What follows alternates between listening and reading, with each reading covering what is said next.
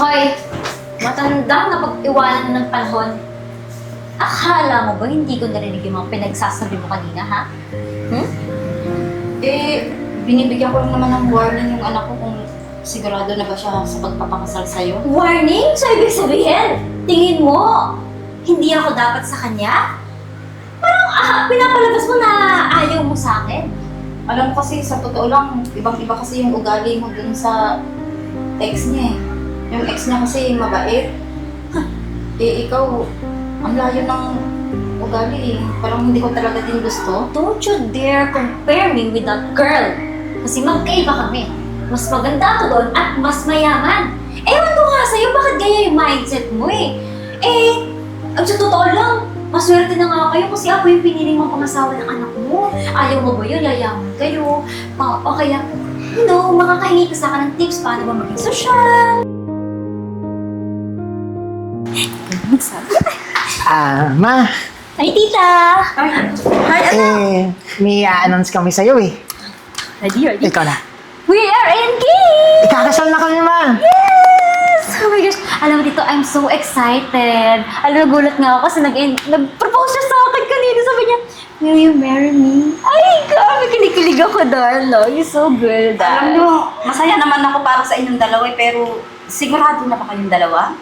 Oo naman, tita. Okay naman, ma. Matagal ko na rin kasi pinaplano mag-propose kay Pauline. Nakahanap ako ng magandang timing and she said yes. Yes! And tita, plan na po everything. Meron din kaming budget for that. Of course, wala na kayong poproblemahin. Ang gagawin niyo lang, maging masaya. O, di ba? Sobrang saya ko para sa inyong dalawa. Alam niyo ba yun? Sa sobrang saya ko, hindi ko nga mapigilan ng mapahalakhak. Oh. Alam mo ba, tita, pwede akong magpakasal na lang sa beach wedding. Gusto ko yun, masaya kasi malamig, tapos yung intimate lang, yung tayo-tayo lang, kung pwede nga lang kaming dalawa na lang eh. Kaso, siyempre, kailangan marami tayo. Teka, beach wedding ba ikaw mo? Di ba, mahal doon? Yung gastos kasi, hindi biro. Nag-isip naman kami doon. Yeah. Okay naman lahat ng magagastos namin. At saka syempre yung iba, mababawi naman namin sa work namin. Tsaka okay na yun, tita. Wala kayong problema sa budget kasi meron naman po kaming ipon. At tsaka, minsan na lang ikakasal. Syempre, yung maganda, tsaka yung talaga ng moment. Hindi. Siyempre, ang iniisip ko lang naman, yung gagastosin nyo sa kasal, di siyempre, ipunin nyo na lang para sa magiging future mga anak ninyo. Tsaka sana, simplihan nyo na lang.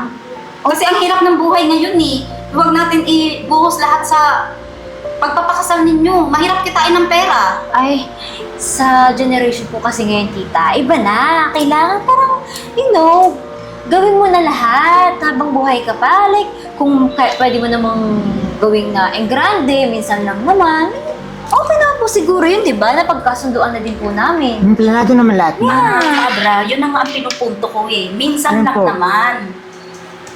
Ngayon lang yung pagpapakasal nyo, di ba? Di ba, ba't di ba ibubongga? Yung iba nga dyan, sa West lang ikinakasal. Isang ninong, isang ninang lang naman ang imbitado. Tapos kayo, beach wedding? Ngayon kasi yung gusto nung mapapangasawa ko. Okay, Alam mo gusto naman na di ko maihindihan to. Tito, Diba ho? masama naman na yung bride, malungkot, di ba?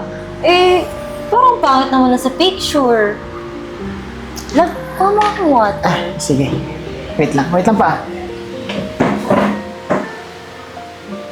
Ay, Iha, kumain ka muna. Magmerienda ka muna. Ito, tinapay. Tinapay? Oo, tinapay ka. Palamanan mo ng... Si Canton, tita, yan lang yung bibigay mo sa akin? Oo, kasi yan lang yung naihanda ko para sa inyo eh. Alam mo, tita, parang hindi ka masaya para sa amin. Napapansin ko yun. Tsaka, ang ate-ate nyo eh, ako na nga to.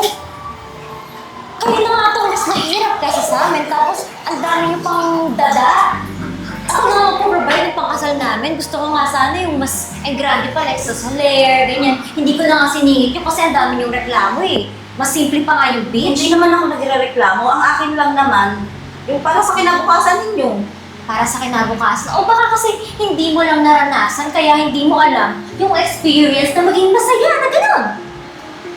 Alam mo, mali ka naman ang iniisip. Masaya ako para sa inyo.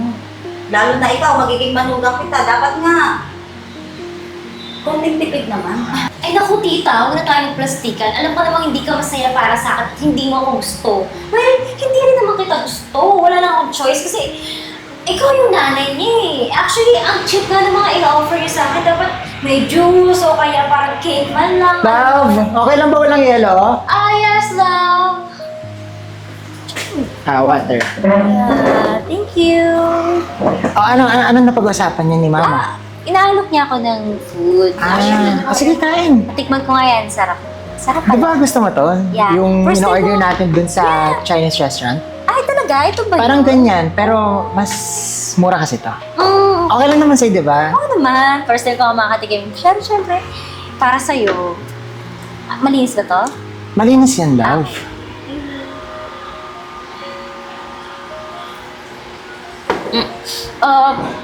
Alam mo, masaya daw si tita sa atin sa magiging kasal natin. Agree na siya sa beach wedding. Good.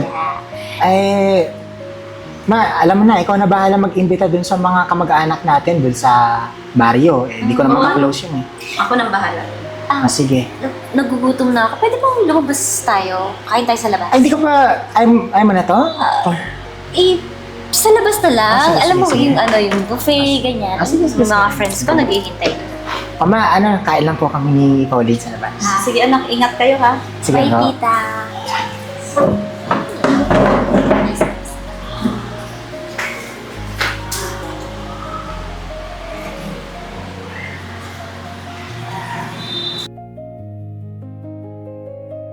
Tapos pagdating dun sa supplier, baka kaya mong bigyan ng discount. Kasi syempre, first time namin magpakasal, medyo kipot pa kami sa budget. Yung dami namin gusto. Anak, pwede ba kita makausap? Wait lang tawagan ulit kita. Ano yun ma? Tsaka ma, ba't lang? Ano meron? Meron program dyan sa school. Kanina pa nga yan eh. Anong oras na? Ginabi na sila. At saka anak, meron sana akong sasabihin sa'yo. Ano yun ma? Yung girlfriend mo, sigurado ka na ba talaga dun? Oo naman ma. Tsaka ang tagal na rin namin nagsama. Tsaka kilala ko na rin yung ugali niya. Kapag nagsasama kami, alam ko na loyal siya sa akin. Eh, alam mo naman yung gusto ko mapangasawa, di ba? Yung mamahalin din ako. Alam mo kasi anak, Bakit to? may napansin kasi ako sa ugali niya eh. Parang hindi maganda. Paano Parang hindi may maganda? kutob ako sa kanya na meron pa siyang itinatagong ugali na hindi talaga. Parang hindi kami magkakasundo. Yun Ganun yung mo ba? pakiramdam ko na kaya. Eh baka naman ma, hindi mo palubos na kilala si Pauline. Eh, syempre, bigyan niyo muna ng konting time na magkausap kayo, magkakilala kayo, para mas makilala mo siya. Kasi kilala ko naman yung mapapangasama. Love! Kulang. Tawag ako ni Pao? Ay, tita. Love, ano yan? Teka lang anak. Pupunta ko na ng kusina, magluluto lang muna ako ha. Sige ma. Pero anak, yung pinag-usapan natin, sana pag-isipan mo yun ha. Pag-isipan mo mabuti. Anak? Sige ma, magluto na po kayo. Love, po ka. Ano yung sinabi ni tita? Nag-usapan. Wala yun. About yun sa probinsya, yung sa kamag-anak namin. Gusto kasi umattend ng kasal, magdadala daw ng baka. Di ko nga maintindihan eh. Probinsya kasi. Baka baboy. Baka baboy nga. Pero, huwag mo na isipin yun. Bakit pala love na... Pwede naman na kumain ko tubig. Medyo... Ako na kukuha para sa... Ako na. Para mapasyal ko din tong bahay niya, di ba? Para ma-familiarize ako, di ba? Okay, sige. Ako na. Alam mo na kung saan. Oo naman, hintayin mo ko dito, ha? Sige, love. Maambon. Hoy! Matandang napag-iwanan na ng panahon. Akala mo ba hindi ko narinig yung mga pinagsasabi mo kanina, ha? Binibigyan ko lang naman ng warning yung anak ko kung sigurado na ba siya sa pagpapakasal sa'yo. Warning? So, ibig sabihin, tingin mo, hindi ako dapat sa kanya? Parang pinapalabas mo na ayaw mo sa akin. Alam mo kasi, sa totoo lang, ibang-iba kasi yung ugali mo dun sa ex niya eh. Yung ex niya kasi mabait. Ikaw, ang layo ng ugali eh. Parang hindi ko talaga din gusto. Don't you dare compare me with that girl. Kasi magkaiba kami. mas maganda ako doon at mas mayaman. Ewan ko nga sa'yo, bakit ganyan yung mindset mo eh? Ang sa totoo lang, maswerte na nga kayo kasi ako yung pinili mong pangasawa ng anak mo. Ayaw mo ba yun? Yayaman kayo. O kaya, makakahingi ka sa akin ng tips paano ba maging sosyal, paano magkaroon ng magandang buhay, o baka ipasalon pa kita para nang gumanda-ganda ka. Pero ano ginagawa mo? Parang napaka-choosy mo naman. Alam mo, hindi naman importante sa akin yung mga sinasabi mo na yan eh. Ang importante sa akin, yung mamahalin talaga yung anak ko. Ano alam mo Yung sa hindi pagmamahal? siya lolo ko. Ha? Lolokohin? Bakit? Hindi siya lolo ko eh. Tingin mo ba lolokohin ko yung anak mo? Ha? Eh kasi yung tingin ko sa'yo, baka mamaya, pagkalit mo din yung anak ko, gaya nung ginawa ng ex niya. Oh my gosh! Ibahin mo ko, ha? Hindi porket ganyan yung mindset mo, itadamay mo ako. Kung cheap ka, huwag mo kaming idamay. Okay? Kung hindi mo naranasan yun, huwag kang makialam. Kasal namin to. Love! Ma! Ano nangyayari dito? Ba't kayo nag-aaway? Ha? Eh, sinasabi ko lang naman sa kanya na pakitunguhan ka niya ng maayos. Pakitunguhan? Hindi mo ba nare-realize? Tumigil ka na, Pao? Ha? Tingin mo ba hindi ko naririnig yung mga sinabi mo sa nanay ko? Ang lakas-lakas ng boses mo. Ang bait-bait mo kapag kasama mo ako tapos kasama siya. Pero kapag kayong dalawa lang, kung ano-ano pinagsasabi mo, ba't ganyan ugali mo? Hindi naman ganyan yung ugali mo nung una kitang nakilala. Nak, alam mo ba, inaalikos pa niya yung buong pamilya natin. Sabi niya, No. ano lang daw tayo, mahirap lang daw tayo. Pauline, wala ka naman ng respeto para sa amin. Bakit mas pinapaniwalaan mo to? Di ba kayo mapapangasawa mo? Dapat magkakape tayo.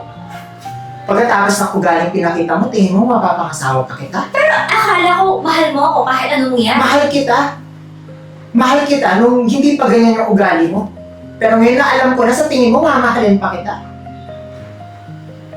Nak, ang akin lang naman, pakitunguhan niya rin sana ako ng mabuti, gaya ng pakikitungo niya sa'yo. Kasi maganda rin naman ang pakikitungo ko sa kanya. Tapos, binabaliktad niya palagi. Alam mo, Pauline, hindi ko alam kung paano mo nakuha yung ugaling ganyan eh. Dahil ba sa mga tropa mo? Sa mga katrabaho mo? Hindi ka naman ganyan dati. Alam mo, mabuti pa. Mag-break na lang tayo. What? Tayo mag-break? Pero, ikakasal na tayo, oh. Ikakasal na dapat tayo. Pero anong ginawa mo? Tingin mo kaya kong pakasalan yung babaeng ganyan? Babaeng walang respeto? Kaya umalis ka na sa bahay namin. Well, aalis talaga ako. Akala mo kawalan kayo? Kayo mawawalan, no?